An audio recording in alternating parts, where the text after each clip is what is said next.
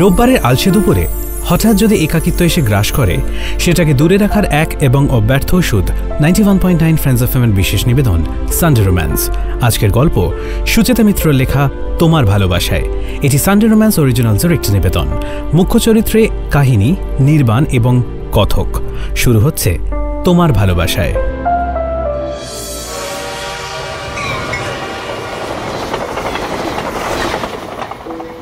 অনেক দূরে কোথাও ট্রেন যাওয়ার শব্দ শুনতে পেল কাহিনী।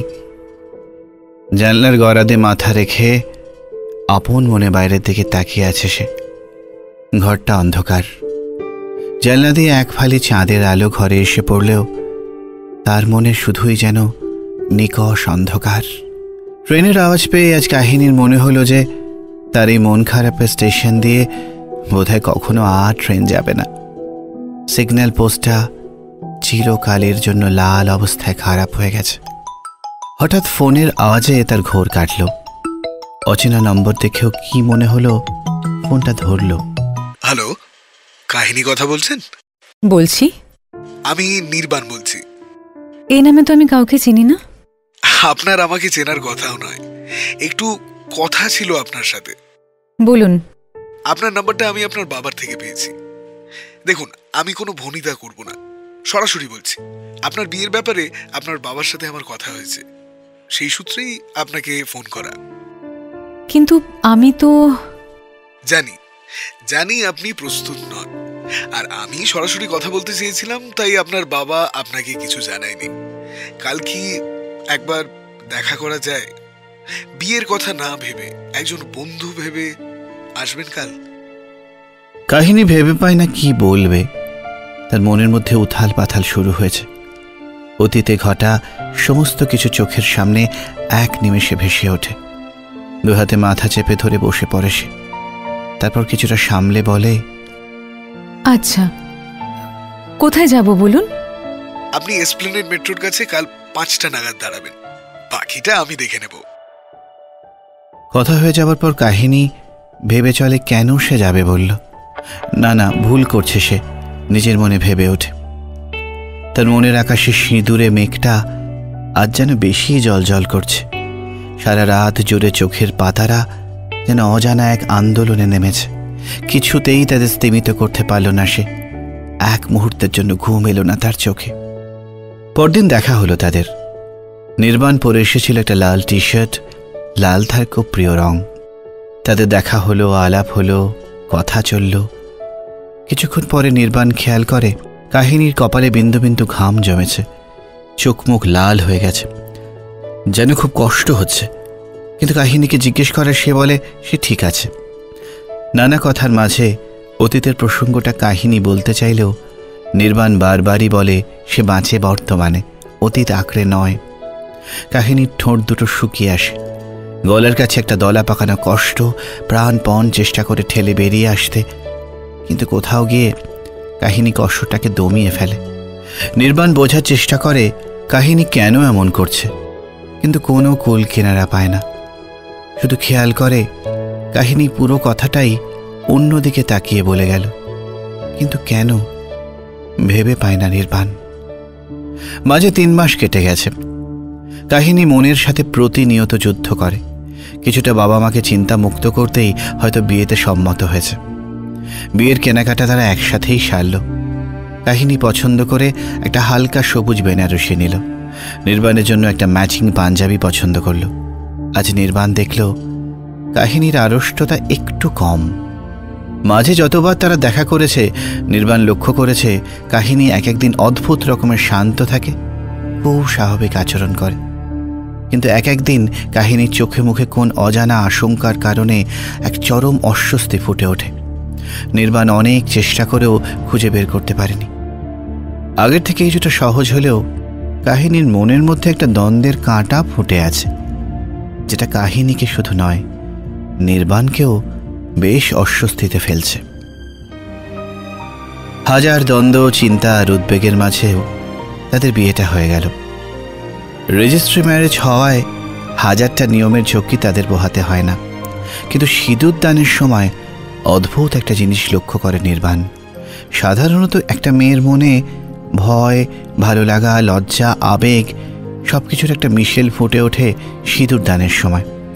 কিন্তু কাহিনীর মুখে একটা অদ্ভুত আতঙ্কের ছাপ ফুটে উঠেছে, যা এত লোকজন, হইচই, চড়া আলো, কাহিনীর ব্রাইডাল মেকআপ সব কিছুকে ছাপিয়ে ঠিক নির্বাণের চোখে পড়েছে। এরকম অস্বস্তি সে আগেও কাহিনীর মধ্যে দেখেছে, কিন্তু বুঝে উঠতে পারেনি। আজ হঠাৎই কোনো এক মুহূর্তে নির্বাণ কাহিনীর এই অদ্ভুত আচরণের কারণটা খুঁজে পায়। কাহিনীর অতীতটা তার কাছে অজানা না, শুধু কাহিনীকে জানতে দেয়নি যে সে সবটা জানে, বরং বারবার এড়িয়ে গিয়ে কাহিনীকে একটা নতুন জীবন দিতে চেয়েছে। আজ মনে মনে ভেবে ফেলে তাকে কি কি করতে হবে। আজ কাহিনী আর নির্বাণের ফুলশয্যা। সামাজিক বিয়ে না হলেও বিয়ের কিছু আচার অনুষ্ঠান যেন কোনো এক অলিখিত নিয়মে তাদের বিয়েতেও ঢুকে পড়েছে। একেবারে লাজে রাঙা কোণের মতো না হলেও কাহিনীর মনের মধ্যে এক অদ্ভুত আলোড়ন চলছে। ঘরে এসে দেখে বিছানায় তার প্রিয় অলিভ রঙের চাদর পাতা, সারা ঘর তার প্রিয় জুঁই আর সূর্যমুখী ফুল দিয়ে সাজানো।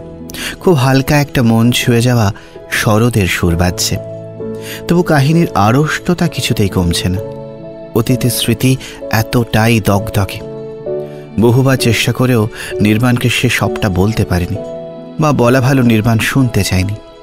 প্রতিটা সমুদ্রের ঢেউ যেমন পাড়ে এসে আছড়ে পড়ে, কাহিনীর মনের মধ্যে থাকা উদ্বেগগুলো তেমনি বারবার তার আশঙ্কা হয়ে তার চোখে মুখে আছড়ে পড়ছে।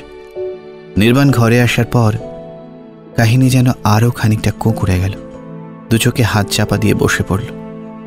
নির্বাণ দু একবারের চেষ্টায় কাহিনীর চোখ থেকে হাত সরাতে ব্যর্থ হয়ে বলল, কাহিনী, তুমি কি কিছুই বলবে না? কাহিনী নির্বাক, শুধু হালকাভাবে ওর শরীরটা কাঁপছে। নির্বাণ বলল, আচ্ছা আচ্ছা বেশ, তুমি একটু শান্ত হও, আমি কিছু কথা বলি, সেগুলো শোনো। কাহিনীর মনের মধ্যে ঝড় চলছে। অনেকবার সে ভেবেছে আর জড়াবে না বিয়ে নামের এই আতঙ্কে, কিন্তু পরিস্থিতি আর মা বাবার কথা ভেবে একরাশ উৎকণ্ঠা নিয়ে সে রাজি হয়েছে। নির্বাণ বলে চলল, কাহিনী, আমি কিন্তু তোমার জীবনের সবটাই জানি। তোমায় বারবার থামিয়ে দিয়েছি, কারণ আমি বুঝেছিলাম যত এই কথা তোমার মনে পড়বে তত তুমি নিজের উপর বিশ্বাস হারিয়ে ফেলবে। কিছুটা নিজের তাগিদেই আমি সবটা জেনেছি।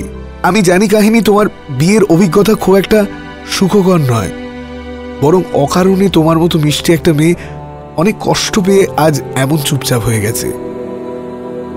কাহিনীর শরীরে কাঁপুনিটা একটু থিতু হয়েছে, তো চোখ তুলে সে তাকাচ্ছে না। আতঙ্কে সে ক্রমশ গুটিয়ে নিচ্ছে।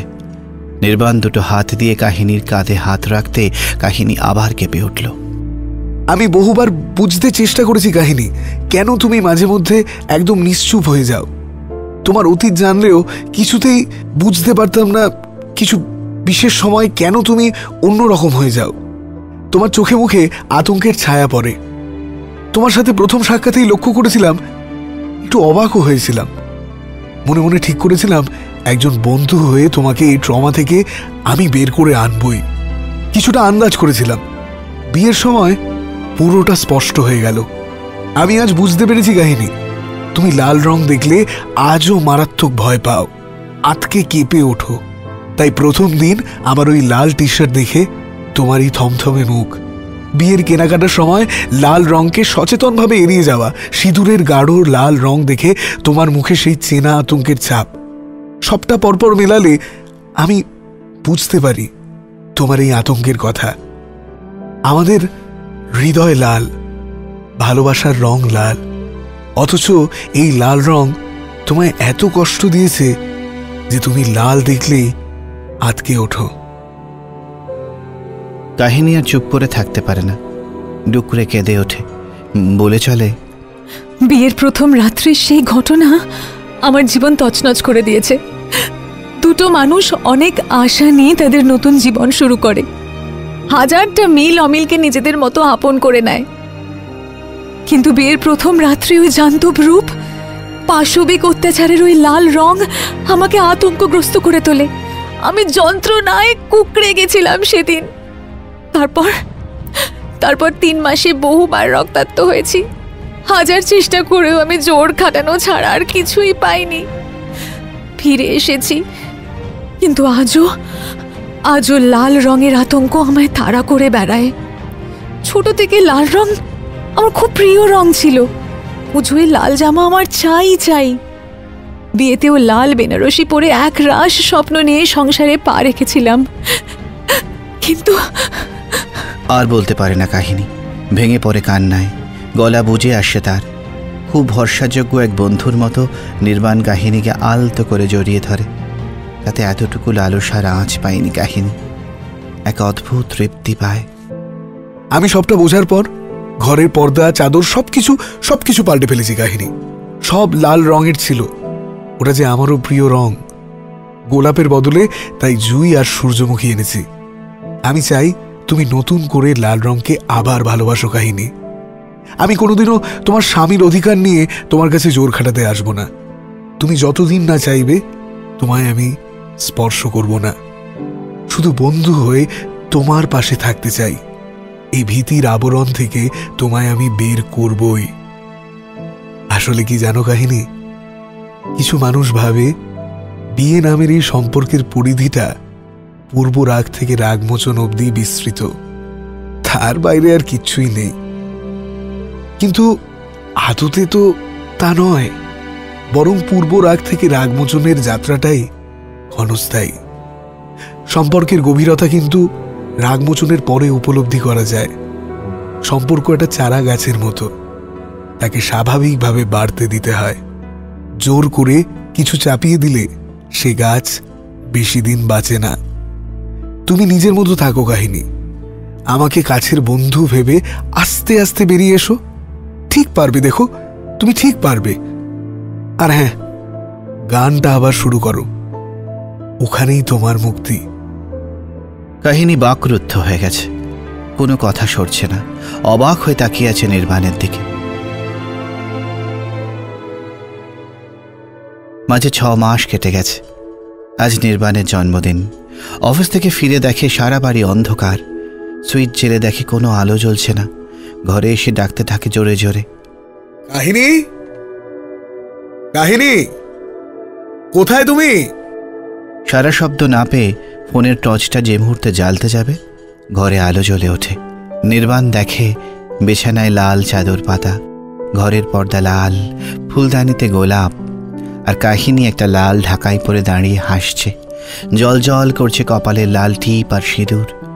কি অসম্ভব স্নিগ্ধ লাগছে কাহিনীকে। নির্বাণ অবাক হয়ে বলে, এই চাদর, পর্দা, শাড়ি তুমি খুঁজে পেলে কি করে? তুমি কাহিনীর না বলা কথা সব খুঁজে বের করতে পারো, আর আমি তোমার পছন্দের এই জিনিসগুলো পাবো না? তোমার গোপন ডেরা থেকেই এদের উদ্ধার করেছি। বলে উচ্ছলভাবে হেসে উঠল কাহিনী।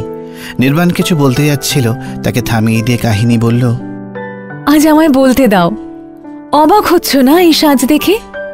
ফুলশয্যার রাত্রে বন্ধুত্বের হাত বাড়িয়ে তুমি যা চেয়েছিলে আমি তা পেরেছি নির্বাণ। ভয়কে আমি বুড়ো আঙুল দেখিয়ে লালকে আবার ভালোবাসতে পেরেছি। আমি পেরেছি। এক অদ্ভুত আবেগে চোখে জল এসে গেল কাহিনীর। বলল, ভালোবাসার রং সত্যি গাঢ় লাল। তুমি আমায় আবার সেটা বিশ্বাস করালে। আমি লাল রঙের ভয়কে কাটিয়ে উঠেছি তোমার ভালোবাসায় নির্বাণ। আমি ভালোবাসি তোমায়। এই কথা বলে নির্বাণের বুকে ঝাঁপিয়ে পড়ল কাহিনী। নির্বাণ আলতো করে কাহিনীর চিবুকটা ধরে ওর কপালে একটা চুমু খেলো। দেখলো কাহিনীর চোখ মুখ লাল হয়ে গেছে, তবে ভয়ে নয়, লজ্জায়, ভালোবাসায়। এই লাল রঙের দীপ্তি ওর চোখে মুখে উপচে পড়ছে। হঠাৎ নির্বাণকে অবাক করে দিয়ে কাহিনী নির্বাণের চোখের দিকে তাকিয়ে গেয়ে উঠল নির্বাণের প্রিয় গানটা। দাঁড়াও আমার আখিরো আগে,